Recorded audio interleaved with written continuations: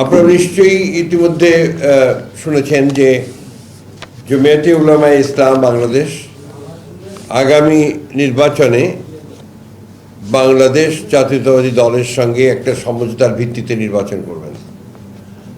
আমরা তাদেরকে এ বিষয়ে আমাদের দলের পক্ষ থেকে অভিনন্দন জানাচ্ছি, শুভেচ্ছা জানাচ্ছি, পরম করুণাময় আল্লাহ তাআলার কাছে এই দোয়া করছি যে তাদের এই উদ্যোগ যেন সফল হয়। প্রিয় বন্ধুগণ, বাংলাদেশ এখন একটা ট্রানজিশনাল পিরিয়ডে আছে, একটা ভয়াবহ ফ্যাসিস্ট শাসন, যে শাসন আমাদের সমস্ত মূল্যবোধগুলোকে ধ্বংস করে দিয়েছিল, আমাদের গণতান্ত্রিক প্রতিষ্ঠানগুলোকে ধ্বংস করে দিয়েছিল, আমাদের অর্থনীতিকে ধ্বংস করে দিয়েছিল। সেই ফ্যাসিস্ট শাসন থেকে বেরিয়ে এসে আমরা এখন একটা নির্বাচনের দিকে যাচ্ছি এবং নির্বাচনের পরে একটা নির্বাচিত সরকার, নির্বাচিত পার্লামেন্ট আমাদের দেশকে, আমাদের জাতিকে সঠিক পথে এগিয়ে নিয়ে যাবে, এই প্রত্যাশা আমরা সবাই করছি। কিন্তু এর মধ্যেই দেখা যাচ্ছে যে কিছু সংখ্যক ব্যক্তি মহল, তারা এই ট্রানজিশনাল যে প্রসেস, এটাকে বাধাগ্রস্ত করার জন্য ভয়ঙ্করভাবে চক্রান্ত করছে। এবং আমি আজকে আবারও এই চক্রান্তের ফলে, চক্রান্তের মাধ্যমে নিহত, শহীদ হয়ে যাওয়া উসমান হাদি, তার আত্মার মাগফিরাত কামনা করছি এবং পরম করুণাময় আল্লাহ তাআলার কাছে এই দোয়া চাইছি যে আল্লাহ তাআলা তাকে যেন বেহেশতে সর্বশ্রেষ্ঠ স্থানে নিয়ে যান। ইতিমধ্যে আপনারা দেখেছেন যে এই ট্রানজিশনাল পিরিয়ডে সরকারের ব্যর্থতার কারণে আইন শৃঙ্খলা পরিস্থিতির যথেষ্ট অবনতি হয়েছে। আমাদের প্রত্যাশা ছিল যে প্রফেসর ইউনূসের যে সরকার, সেই সরকার অন্তত এই কয়েকটা মাস তারা তাদের যোগ্যতার পরিচয় দেবেন এবং এফিসিয়েন্সির সঙ্গে দেশকে পরিচালনা করবেন। আমি ধন্যবাদ জানাই যে তারা তাদের কথা রেখেছেন, যে আপনার 26 ফেব্রুয়ারি মাসের 12 তারিখে নির্বাচনের ঘোষণা দিয়েছেন এবং নির্বাচন কমিশন সেটাই করছেন।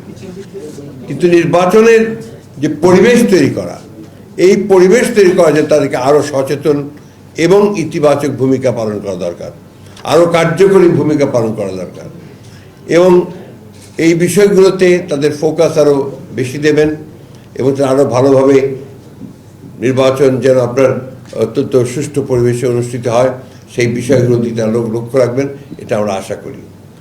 আমাদের যে কথাগুলো ইতিমধ্যে সালাউদ্দিন সাহেব বলেছেন, যে জমিয়তে উলামায়ে ইসলাম বাংলাদেশ এর সঙ্গে আমাদের যে আলোচনাগুলো হয়েছে সে আপনারা শুনেছেন। আমরা কিন্তু প্রথম থেকেই, বাংলাদেশ বিএনপির জন্মলগ্ন থেকেই শহীদ প্রেসিডেন্ট জিয়াউর রহমান সাহেব, তিনি সংবিধানে বিসমিল্লাহির রহমানির রহিম প্রথম তিনি সন্নিবিষ্ট করেছিলেন এবং আল্লাহর উপর অবিচল আস্থা বিশ্বাস এই কথাটা দেওয়া হয়েছিল। কিন্তু হাসিনার এই সরকার আপনার সেটাকে বাতিল করে দিয়ে নতুনভাবে 15th অ্যামেন্ডমেন্ট না 15th অ্যামেন্ডমেন্ট দিয়ে সবগুলোকে পরিবর্তন করে দিয়েছিল, যেটা আবার এখন পরিবর্তিত হয়েছে এবং আমাদের সেগুলোকে আবার সামনে এসছে। আমরা ইতিমধ্যেই কমিটেড যে আমরা যে 15th অ্যামেন্ডমেন্টে আমাদের যে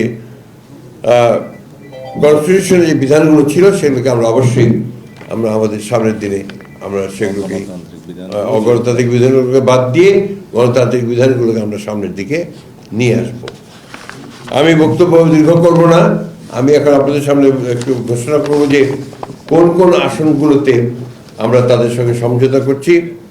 একটি হচ্ছে নীলফামারী 1 ডোমার ডিমলা, এখানে নির্বাচন করবেন মৌলানা মোহাম্মদ মঞ্জুরুল ইসলাম আফেন্দি।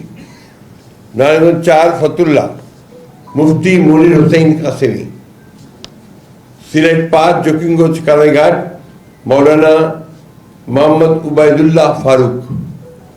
ব্রাহ্মণবাড়িয়া 2 সরাইল আশুগঞ্জ মৌলানা জুনায়েদ আল হাবিব।